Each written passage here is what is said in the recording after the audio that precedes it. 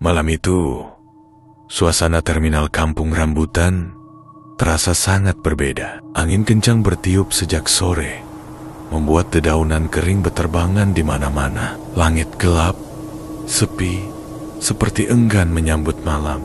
Di pojok terminal, sebuah bus besar jurusan Jakarta-Bali sudah bersiap berangkat. Lampu depannya menyala temaram, mesinnya meraung pelan, menunggu penumpang terakhir naik. Di bagian depan kaca, tertempel tulisan lusuh bertuliskan, "Selamat Jaya, malam ini terakhir."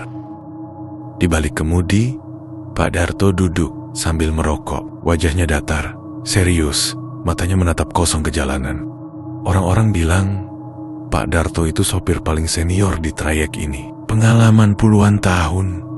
Tapi justru karena itu, dia tahu kapan perjalanan bakal terasa nggak beres. "Ini bus kok hawanya beda ya?" gumamnya pelan sebelum membuang puntung rokok lewat jendela. Di luar, Bang Kadir sibuk bolak-balik, memastikan semua penumpang sudah masuk. "Yang mau ke Bali, ayo cepet naik. Ini bus terakhir malam ini. Nggak ada lagi habis ini," teriaknya lantang, meskipun cuma ada beberapa orang tersisa di ruang tunggu. Satu persatu penumpang naik membawa barang masing-masing.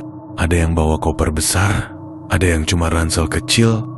Salah satunya adalah Rini, mahasiswi tingkat akhir dan baru selesai skripsi. Dia mau pulang kampung buat refreshing. Di belakangnya ada Tari, sahabatnya yang ikut menemaninya pulang. "Duh, Tari, entah kenapa gue ngerasa aneh deh. Perasaan gue gak enak dari tadi," bisik Rini pelan sambil merapatkan jaket. "Gak enak kenapa kamu?" jawab Tari santai. "Paling cuma capek, udah nanti tidur aja di perjalanan." Tapi Rini masih gak nyaman. Matanya sibuk memperhatikan penumpang lain yang mulai memenuhi kursi. Di bangku belakang ada Pak Umar, lelaki tua yang sejak masuk bus gak berhenti komat kamit baca doa. Mulutnya terus bergerak, matanya merem, kayak lagi fokus banget sama sesuatu yang gak kelihatan. Di sisi lain ada Bu Sri, perempuan setengah baya yang duduk sambil memeluk erat bungkusan kain hitam gede. Nggak ada yang tahu isinya apa. Yang jelas, dari tadi tangannya nggak pernah lepas dari bungkusan itu, kayak benda berharga banget. Tari yang kepo cuma bisa bisik-bisik sama Rini. "Itu bawa apaan ya? Serem amat deh bungkusannya," tanya Tari pelan sambil nyenggol Rini. "Coba tanya Gi," jawab Rini iseng. Tari akhirnya memberanikan diri. "Permisi, maaf mau tanya, itu bawa apa ya? Berat banget kelihatannya." Bu Sri cuma senyum tipis, matanya kayak gak suka ditanya. "Bukan buat dibahas nak, gak semua barang bisa kalian cari tahu." Langsung aja Rini narik lengan Tari, ngajak balik badan. "Udah, jangan cari perkara kamu." Belum lama setelah semua penumpang duduk, Pak Darto tiba-tiba berdiri di lorong bus. Suaranya berat, nadanya serius banget, sampai bikin semua orang langsung diam. "Semuanya tolong dengar. Begitu kita masuk wilayah Alas Purwo nanti, tolong jangan ada yang buka jendela. Apapun alasannya. Kalau ada suara minta tolong, suara bayi nangis, atau ada yang dengar orang manggil-manggil, abaikan aja. Jangan ditanggapi. Gak usah coba lihat, gak usah peduli." Suasana bus langsung sunyi. Bahkan kipas AC aja kayak mendadak mati. Tiba-tiba Anton, cowok berkemeja rapi yang duduk di depan, nyeletuk sambil ketawa kecil. "Waduh Pak, masa iya masih percaya cerita-cerita kayak gitu? Aduh, udah kayak film horor aja." Beberapa penumpang lain ikut senyum-senyum kecil, walaupun jelas-jelas suasananya udah mulai gak enak. Pak Darto cuma menatap Anton tajam. "Kalau gak percaya, silakan, tapi jangan bikin yang lain ikut celaka." Bang Kadir langsung nimbrung sambil cengengesan. "Udahlah Pak, biarin aja, nanti juga ngerti sendiri kalau udah kejadian." Mesin bus mulai menderu. Perlahan-lahan bus meninggalkan terminal. Lampu-lampu kota satu persatu hilang di belakang. Jalanan makin sepi, makin gelap, dan hawa dingin mulai merayap masuk lewat celah-celah pintu. Rini memeluk jaketnya makin erat, mencoba tidur, tapi entah kenapa, sebelum matanya terpejam, dia sempat melirik kursi belakang. Di sana, kayak ada sosok duduk sendiri. Wajahnya gak jelas terlihat, cuma bayangan samar. Tapi pas dia kedip, udah gak ada. Halusinasi kali, bisiknya pelan. Tapi entah kenapa, firasatnya makin gak enak. Dan perjalanan malam itu baru aja dimulai. Bus terus melaju menembus gelapnya malam. Lampu-lampu jalanan makin jarang. Di luar jendela, cuma ada hamparan hutan dan bayangan hitam pepohonan yang bergerak cepat dilewati. Angin malam makin dingin, sampai-sampai beberapa penumpang mulai menarik selimut tipis atau jaket mereka. Di dalam bus, suasana sangat sepi. Yang terdengar hanya suara dengkuran kecil dari penumpang yang mulai tertidur dan suara mesin bus yang menderu stabil.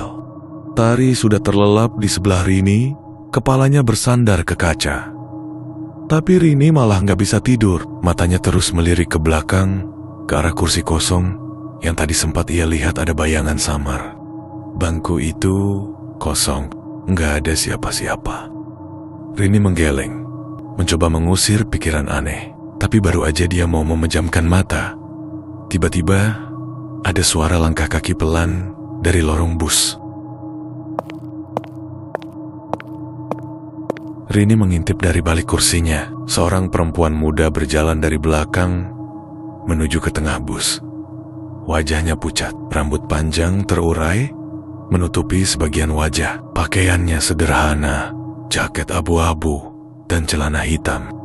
Tapi anehnya, Rini merasa gak ingat ada perempuan itu waktu naik tadi. Perempuan itu lalu duduk di kursi kosong tepat di belakang Pak Umar tanpa suara. Wajahnya menghadap lurus ke depan. Tidak bicara, tidak juga menoleh ke siapapun. Rini makin merasa aneh. Dia mencolek Tari pelan. "Tari, bangun Tari. Lihat itu," bisiknya. Tari membuka mata setengah sadar. "Apa sih? Ngantuk nih." "Itu cewek yang baru duduk tuh dia dari mana? Kok tadi nggak ada?" Tari melirik malas. "Mungkin tadi numpang di rest area pas kita isi bensin.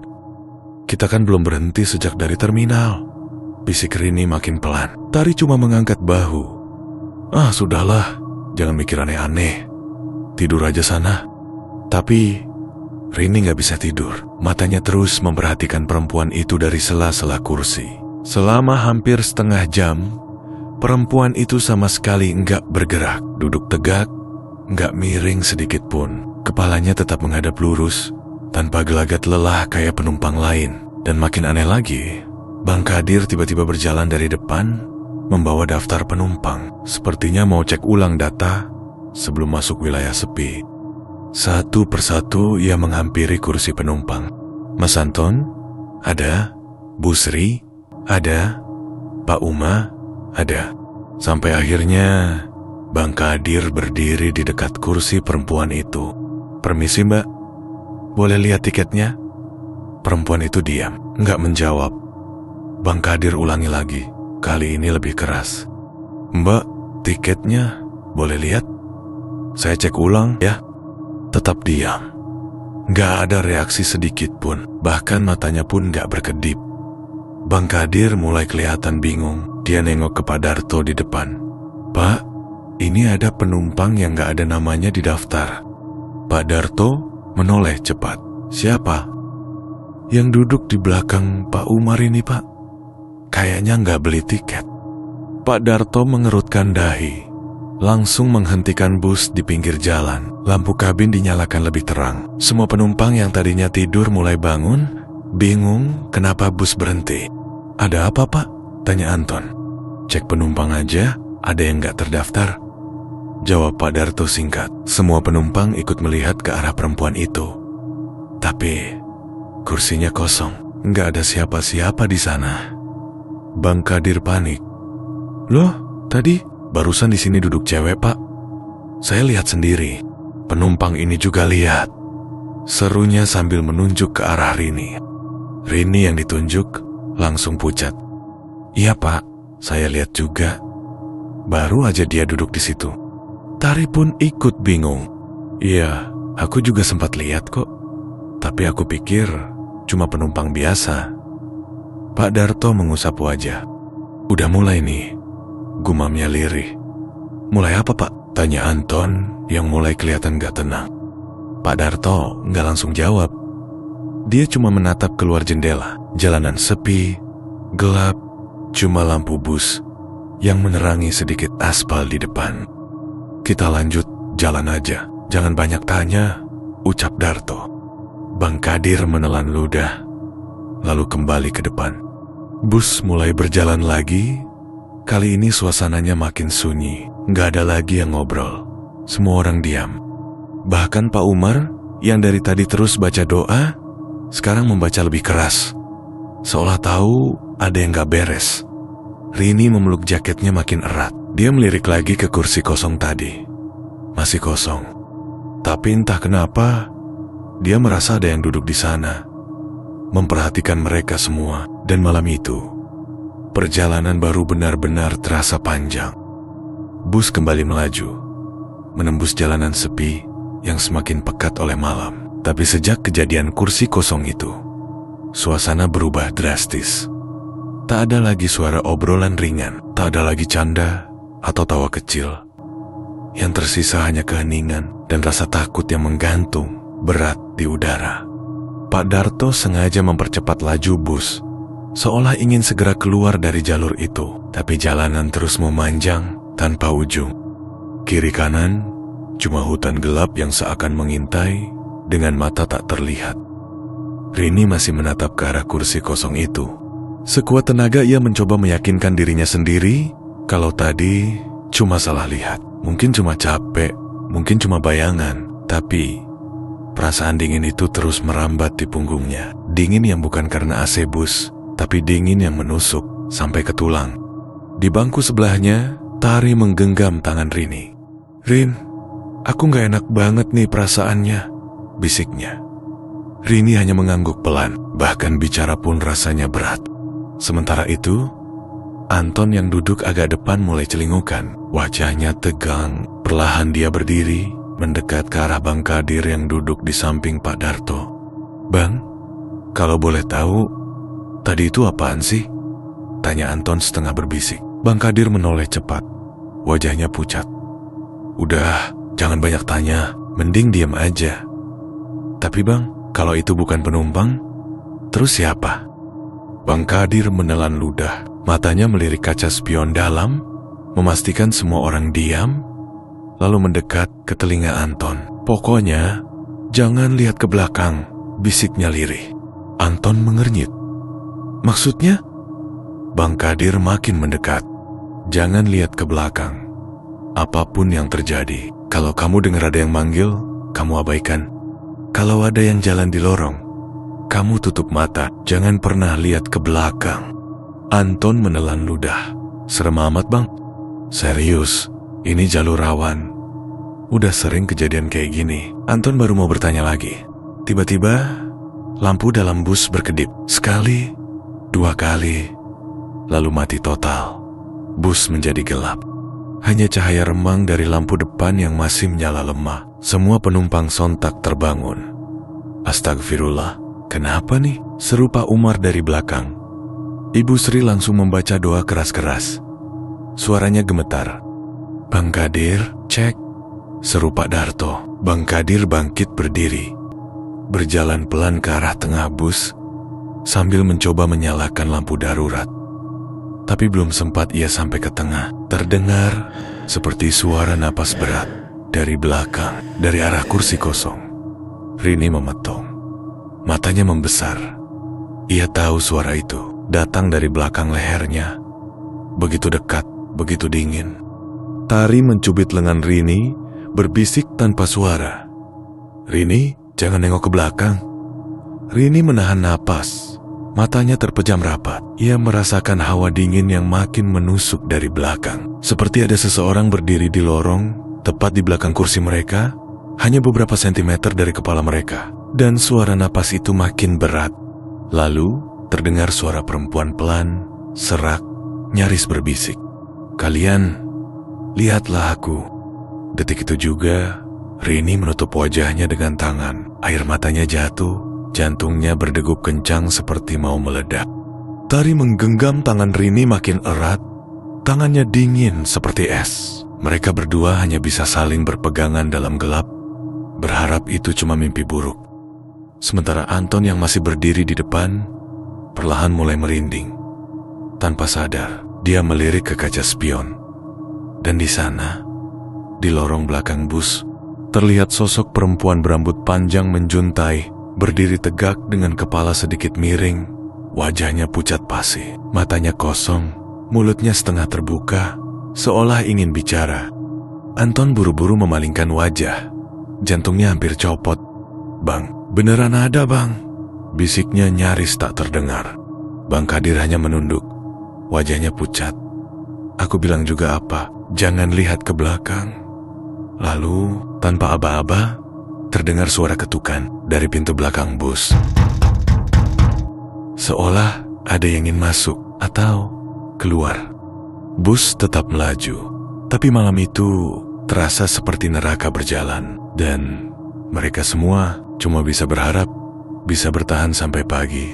Suasana di dalam bus masih tegang luar biasa. Setelah ketukan aneh dari pintu belakang itu, tak ada satupun penumpang yang berani bergerak. Semuanya diam, menunduk, pura-pura tidur, pura-pura tidak mendengar, meskipun dada mereka bergemuruh seperti genderang perang. Pak Darto mencoba tetap fokus menyetir, tapi keringat dingin mulai menetes di pelipisnya, meskipun AC bus sudah lama mati. "Bang Kadir, aman kan?" tanya Pak Darto dengan suara pelan, nyaris tak terdengar. Bang Kadir menoleh sebentar. Wajahnya tetap pucat. "Selama nggak ada yang buka pintu belakang, insya Allah aman." Anton yang kini duduk di bangkunya kembali, terus menunduk. Tangannya gemetar hebat. Rasa penasaran dan takut berkecamuk jadi satu. Namun, di tengah ketegangan itu, tiba-tiba Pak Umar yang duduk paling belakang berdiri. Dengan wajah bingung, dia menunjuk ke arah kolong kursi. Ini bungkusan siapa?" tanyanya keras. Mengagetkan semua orang. Rini dan Tari saling pandang. Semua penumpang refleks menoleh ke belakang. Meskipun sebenarnya mereka takut. Di bawah kursi Pak Umar, tergeletak sebuah bungkusan hitam lusuh, dibalut kain seperti goni tua yang diikat tali plastik merah. Tak ada yang mengaku. Pak Umar menatap semua penumpang satu persatu. "Serius? Ini punya siapa?" tanyanya lagi. Kini dengan nada lebih tinggi. "Soalnya dari tadi saya nggak lihat ada ini di sini." Bang Kadir berjalan pelan ke belakang, menatap bungkusan itu penuh curiga. "Jangan-jangan ini yang bikin bus kita jadi kayak gini?" gumamnya lirih.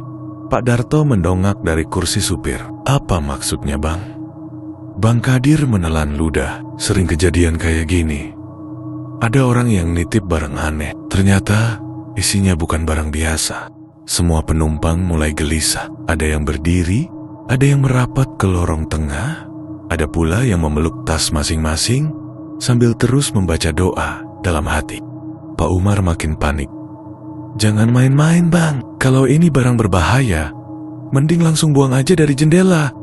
Namun saat Bang Kadir mencoba mengangkat bungkusan itu, ia langsung terhenti. "Ya Allah, berat banget ini," desisnya. Padahal bungkusan itu ukurannya kecil, hanya sebesar galon air.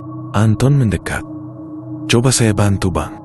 Tapi baru saja tangan Anton menyentuh kain goni itu, terdengar suara lirih samar-samar, seperti desahan pelan dari dalam bungkusan. "Tolong." Anton langsung menarik tangannya. "Bang, barusan ada suara." Bang Kadir pun mundur selangkah. Matanya membesar. "Saya juga dengar." Semua penumpang mulai ribut. Ada yang berteriak kecil, ada yang menutupi wajah dengan kerudung, ada yang langsung membaca ayat kursi keras-keras. Ibu Sri bahkan hampir menangis. "Bang, buang aja bang, jangan disimpan di bus." Pak Darto makin panik. Kalau kita buang, terus ada yang lihat. Kalau itu barang penting, bisa-bisa kita yang kena urusan. Bang Kadir menggeleng. Kalau diterusin juga bisa celaka. Rini yang sedari tadi diam, tiba-tiba angkat bicara. "Bang, tadi waktu kita berhenti di rest area sebelum masuk hutan, ada orang yang titip barang gak?" Bang Kadir merenung. "Kayaknya sih ada. Pak Darto mengangguk pelan. Iya, gue inget ada bapak-bapak pakai jaket hitam, mukanya gak jelas, cuma ngomong nitip barang buat tujuan Bali. Semua makin pucat, Pak Umar makin histeris. Ya Allah, jangan-jangan itu belum sempat kalimatnya selesai. Tiba-tiba bungkusan itu bergeser sendiri, seolah ada sesuatu yang bergerak dari dalam. Tolong, buka. Aku. Suara itu jelas kali ini. Suara perempuan, pelan, lirih, menyayat hati. Semua penumpang membeku. Bang Kadir langsung berdiri tegak, menghadap semua orang. Dengar semuanya, mulai detik ini, jangan ada yang deket-deket bungkusan ini. Jangan ada yang megang, jangan ada yang buka. Kita tunggu sampai ketemu tempat aman. Ngerti kalian? Semua serentak mengangguk. Meski wajah mereka pucat pasi, namun masalahnya belum selesai. Karena sejak suara dari bungkusan itu muncul, bau amis mulai tercium memenuhi seluruh bus. Bau anyir, seperti darah segar, bercampur tanah basah. Dan lampu dalam bus, yang tadinya sudah kembali menyala, tiba-tiba padam lagi. Bus menjadi gelap total. Dan di tengah gelap itu, terdengar suara langkah kaki. Pelan, berderak dari lorong belakang menuju depan, menuju mereka, menuju bungkusan itu, atau menuju siapapun yang berani melihat. Lorong bus gelap gulita, tak ada cahaya, tak ada suara, selain derak pelan langkah kaki yang semakin mendekat, berat, menyeret seperti sesuatu yang malas atau luka parah. Pak Darto mencoba menyalakan lampu interior bus, tapi tombolnya tidak merespon. Jangankan lampu, mesin bus pun tiba-tiba mati. Semua seperti dicabut dari sumber listrik, menyisakan hanya suara napas ketakutan yang memenuhi kabin. Anton menggenggam kursi di depannya, kuat-kuat. "Bang, siapa tuh yang jalan?" bisiknya, gemetar. Langkah itu berhenti, tepat di tengah lorong, di dekat tempat duduk Rini dan Tari. Tari bergetar hebat, matanya melirik ke samping. "Rin, ada yang berdiri," bisiknya lirih. Rini menahan napas, perlahan matanya mengintip ke lorong. Dan di sana berdiri sosok perempuan, berambut panjang, wajahnya tertunduk, rambut menutupi hampir seluruh mukanya. Bajunya compang-camping dan basah, seperti habis jatuh ke rawa. Tubuhnya kurus kering, dan dari sela jemari tangannya menetes darah segar ke lantai bus. Perempuan itu mengangkat tangan, menunjuk ke arah belakang, ke arah bungkusan. Lalu terdengar suara lirih, parau, namun jelas. "Buka, atau kalian ikut aku." Belum sempat siapapun bereaksi, tiba-tiba Ibu Sri berteriak histeris, "Ya Allah, itu siapa? Tolong jangan dekati aku." Lalu, tanpa sadar, ia berdiri dan berlari ke lorong depan, menuju pintu keluar bus. Pak Darto kaget. "Jangan, Bu, bus lagi di tengah jalan." Tapi terlambat. Dengan nekat, Ibu Sri membuka pintu depan dan langsung melompat keluar. Bus berhenti di jalan menurun, gelap, dan berkabut tebal. Semua hanya mendengar suara tubuh jatuh berguling. Tak ada yang berani melihat keluar. Tari mulai menangis tertahan. "Kita bakal mati di sini." Bang Kadir mencoba menenangkan. "Tenang, tenang dulu. Kita harus tetap tenang. Jangan panik."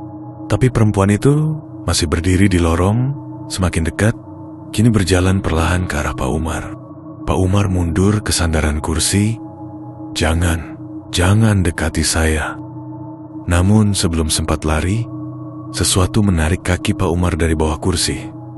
Seolah ada tangan besar yang menyeretnya. Pak Umar menjerit histeris, Tolong saya, lepasin." Beberapa penumpang spontan berusaha menarik tubuh Pak Umar, termasuk Anton dan Bang Kadir.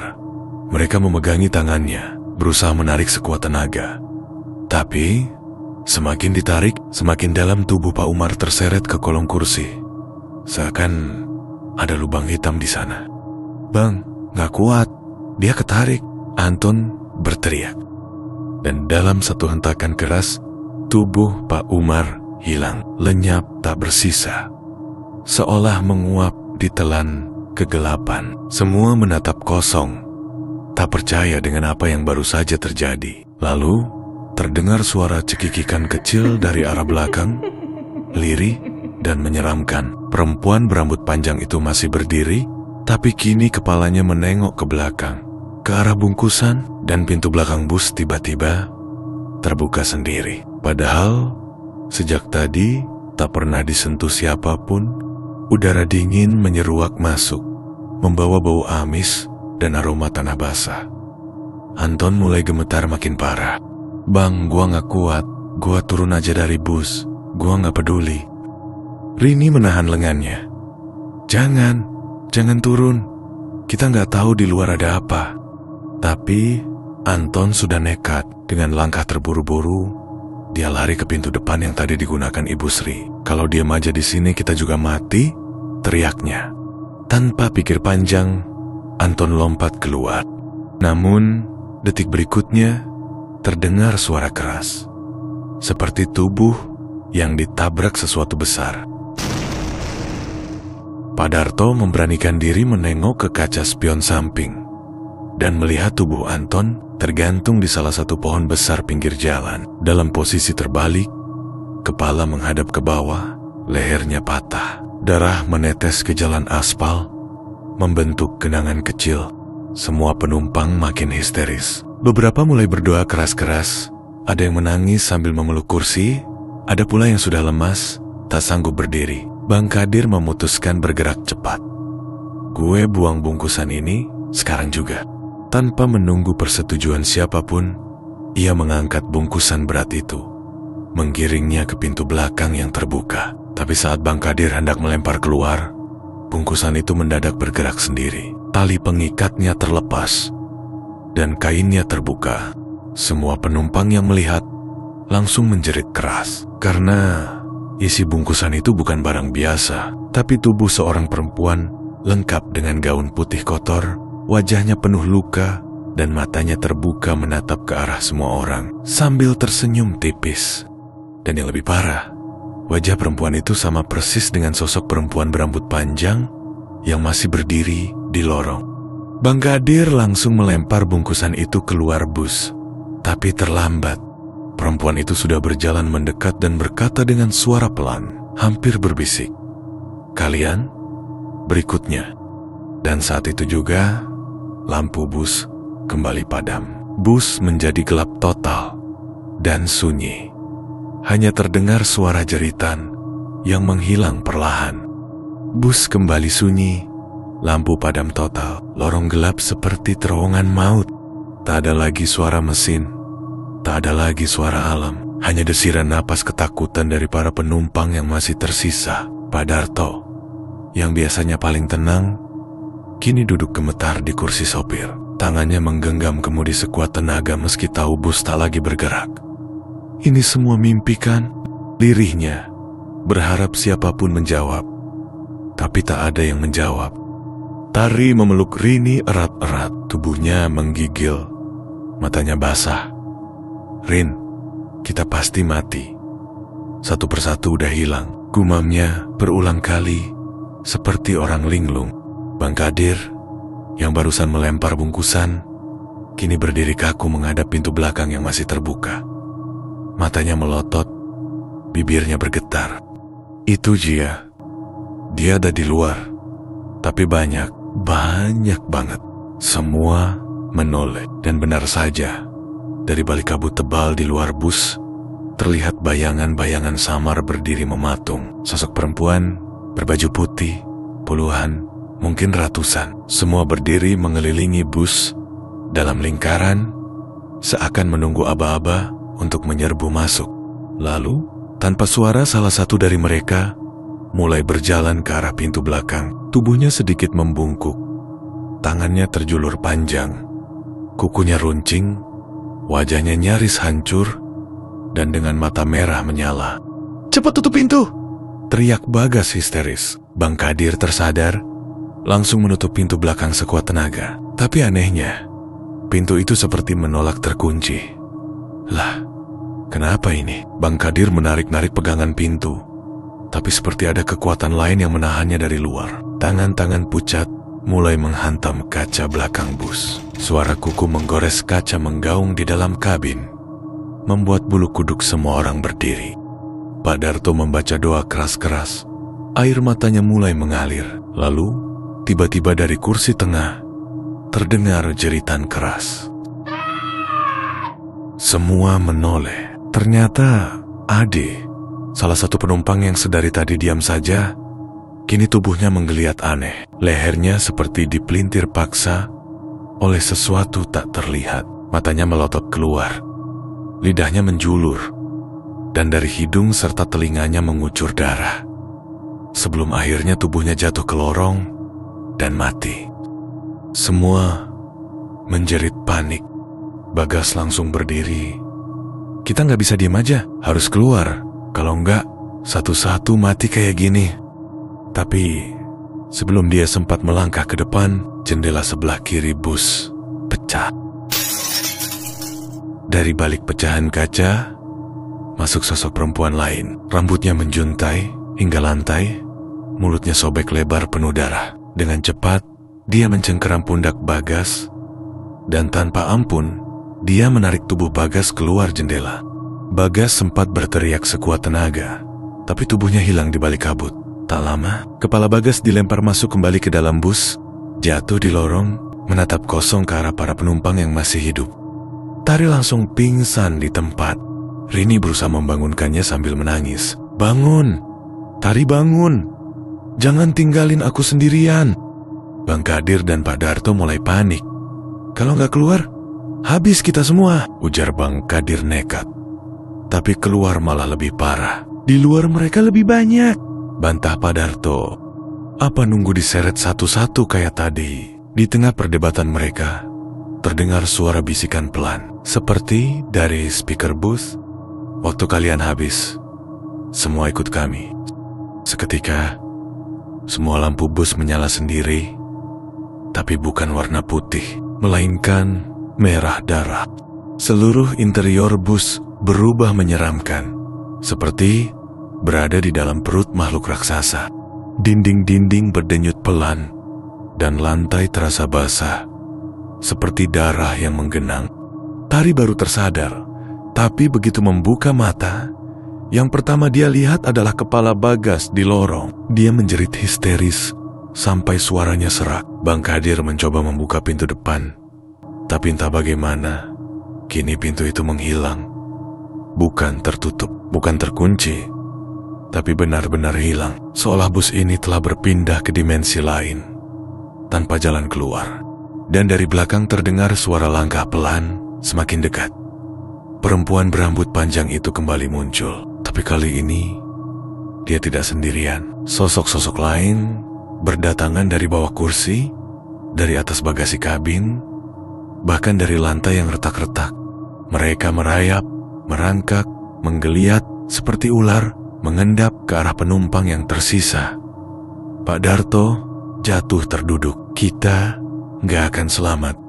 Bang Kadir menggenggam pisau lipat kecil yang ia bawa, bersiap bertarung, meskipun tahu percuma. Rini memeluk Tari sambil berbisik, "Kalau kita mati, semoga nggak kayak mereka." Dan di saat itu, sosok perempuan itu tersenyum lebar, membuka mulutnya lebar-lebar, dan berkata, "Sekarang, giliran kalian." Lampu bus padam, jeritan pun memenuhi malam. Bus tiba-tiba sunyi, tersisa aroma darah dan maut. Tak ada suara manusia lagi, hanya desahan angin malam dan suara kaki-kaki kecil yang berlari di atap bus. Sesekali, terdengar tawa pelan, cekikikan lirih, seperti suara anak-anak bermain, tapi dingin, kosong, mematikan. Penumpang yang tersisa hanya Pak Darto, Bang Kadir, Rini, Tari, dan seorang penumpang pria yang dari awal tak banyak bicara. Sebut saja Pak Heru. Mereka kini berdesakan di barisan kursi depan, wajah pucat, tubuh gemetar, napas pendek-pendek. Bang Kadir terus menggenggam pisau kecilnya. Matanya liar menatap sekeliling. Nggak mungkin gini terus. Pasti ada jalan keluar. Itu pasti, bisiknya. Pak Darto justru sudah pasrah. Dia duduk dengan kepala bersandar di kaca depan, memejamkan mata sambil berdoa. Kalau memang ini ajalku, tolong mudahkan, ya Allah. Tapi ternyata tidak semudah itu.